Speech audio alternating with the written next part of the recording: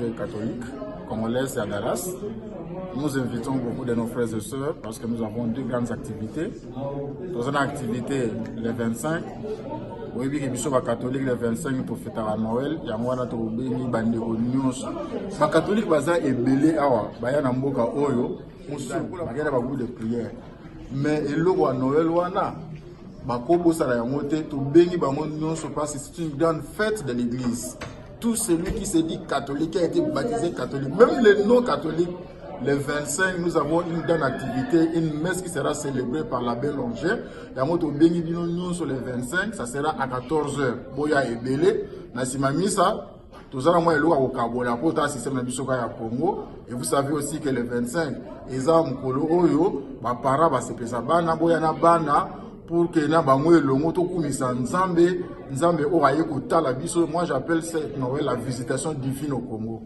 Quel que soit tout ce qui se prépare, moi je pense que Noël Oyo, c'est une Noël qu'on va fêter d'une autre façon parce que Dieu manifeste sa puissance pour rendre visite à son peuple. Ça, c'est le premier événement. Le deuxième événement, c'est la veille du 31 décembre. Chaque année, depuis Kumtobana communauté, le 31 décembre, nous allons veiller, il y a repé Sanzame merci, il y a élevé Seigneurie nae, puis il y a bonzelaye mubu ekoya. Il y a moi mubu Oyo. Dit tellement qu'on a orienté puisque Dieu se souvient, comme il s'est souvenu d'Ézéchias. Nabola Mounionso, Namakama Congo, Yababota Nabiso, Nzama Lobi Nabiso, en 2019, il va se souvenir. Yangon Nekonabiso patience, Mondonga, orateur du jour, à préparer Matéa Kitoko, tous en louange, action de grâce, adoration, intercession, Toko Sambela Nzambe, Tobengi Bandeko Belé, le 31 décembre à 21h. Baya awa tokukumisa Nzambe to adorer Nzambe ndenge esengeli payer azolukumu na kati ya mwana biso.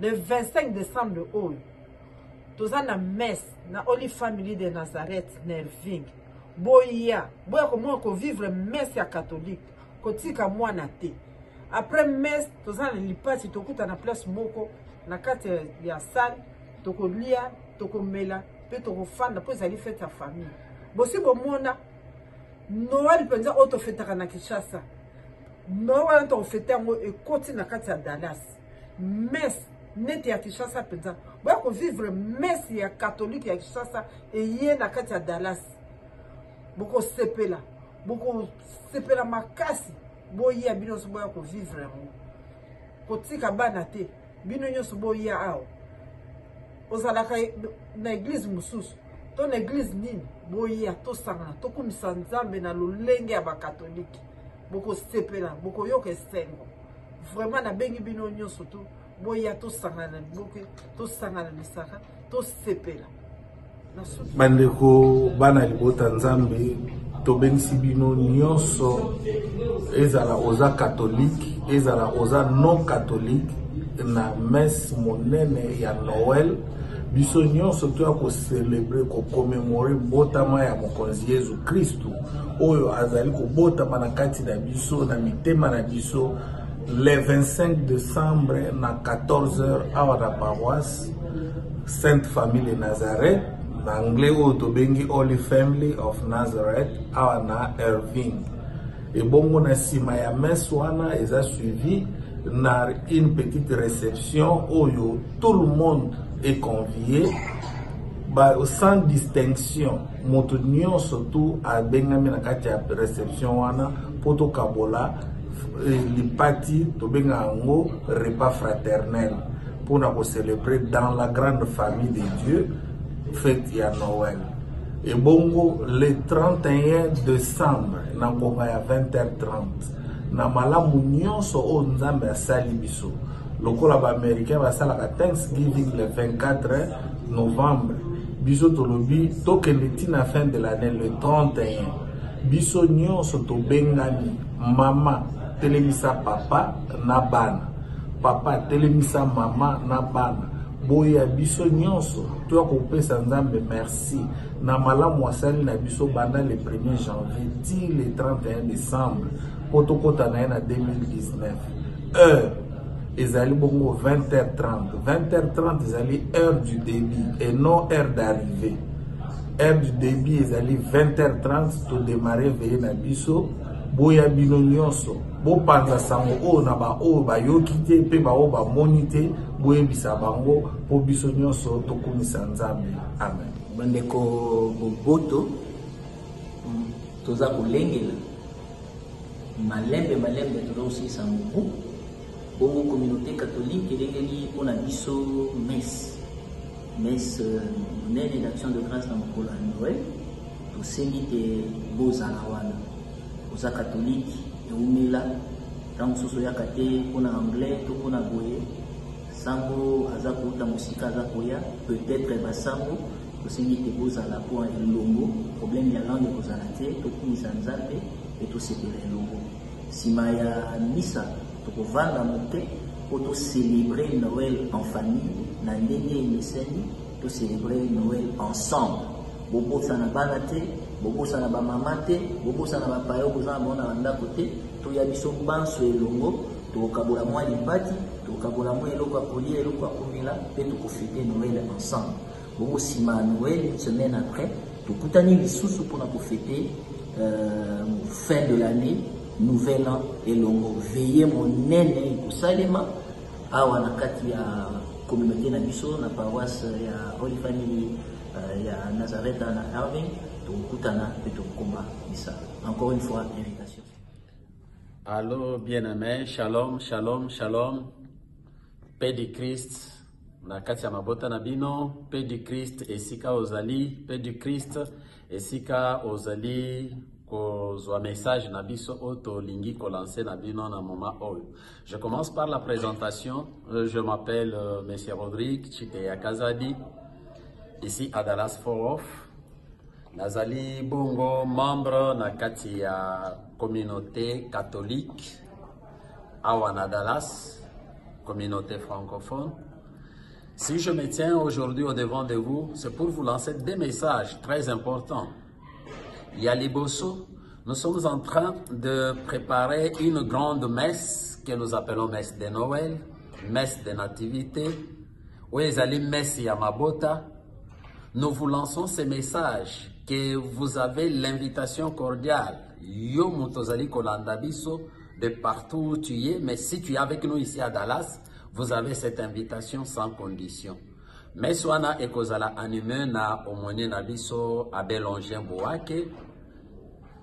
Et après messe, nous aurons aussi une grande réception. Comme nous avons dit, Noël c'est une messe de famille et certainement nous serons en famille. Juste après messe, il y aura une grande réception aussi. Ozala Oyaki Jourouana, c'est pour la toute première fois. Ne vous dérangez pas à ce qui concerne. La porte est grandement ouverte à tout un chacun d'entre nous. Et je crois que ça nous fera grand plaisir ce jour-là. Non seulement nous, mais ça sera aussi une grande joie devant notre Dieu d'être tous ensemble et en famille célébrer Noël et Jésus-Christ qui nous est né.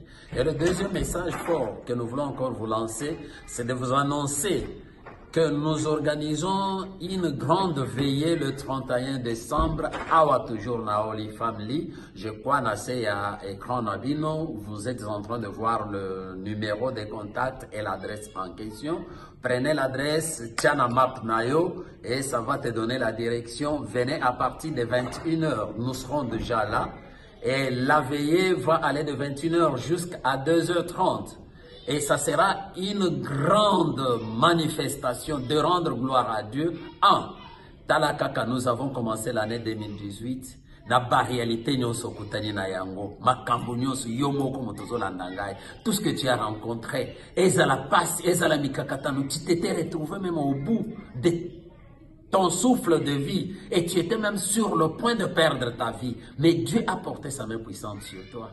Et si tu arrives aujourd'hui à la fin de l'année, ce n'est pas parce que tu as mérité ça, ce n'est pas parce que tu avais été à la hauteur, mais plutôt tout simplement parce que tu as trouvé faveur devant notre Dieu. Quelle façon, de quelle manière pourras-tu aussi rendre gloire à ces dieux si ce n'est pas être avec nous à la veillée pour les glorifier? L'adoration sera à la hauteur. Oto bengi adoration ezalakande bilei naye. Prends le temps de venir adorer le Seigneur. kopasola motema na yo devant le Seigneur, comme Anna l'a fait dans le temple de Siloé. Élie a tali alobi, mais Anna alangwe masanga tonini. Alobi non alangwe te, mais je repends mon cœur devant le Seigneur. L'occasion vous est donnée de venir répandre votre cœur devant l'Éternel notre Dieu pour tous ses bienfaits. Et Zalatana makambo ya esengo. L'année qui vient de terminer ici, tobenga ki yango année du bonheur. Le Seigneur a manifesté bonheur na na kati ya libota na na kati ya bana na yo na kati ya bandeko na. Le Seigneur a fait le merveille na kati ya libota na yo. Saisis l'occasion de lui rendre gloire. Notre Dieu n'a pas besoin d'argent, il n'a pas besoin de matériel, mais veut plutôt que nous puissions lui rendre gloire. Mbumayami temanabiso, souffle de vie qui sort en nous, peut extérioriser Yango pour lui dire Seigneur, nous t'adorons et nous t'aimons pour tout tes bienfaits. Ce jour-là, l'adoration sera à la hauteur. Tu es catholique, tu es non catholique, ces messages vous concernent. Tu n'as pas où aller passer ce temps. Moi, je m'étonne. Les 31, ils préfèrent aller passer le temps dans des boîtes, aller boire, aller danser avec les amis. Bien aimé, là, c'est vanité de vanité. Mais l'invitation vous est donnée gratuitement de passer ce temps, ces changements de l'année en présence du Seigneur. Ça te sera très favorable. Ça nous sera tous très favorable. Et que ça sera merveilleux d'être ensemble en train de secouer les trônes de notre Dieu. Voilà le message que je vous ai lancé. N'hésitez pas, ne vous gênez pas, ne vous dérangez pas. Tout le monde se sentira à l'aise. Tout le monde sera à l'aise. Déjà, les merveilles que notre Dieu fera ces jours-là. Donc, ma soeur, mon frère, ne te gêne pas. Nous avons besoin de vous.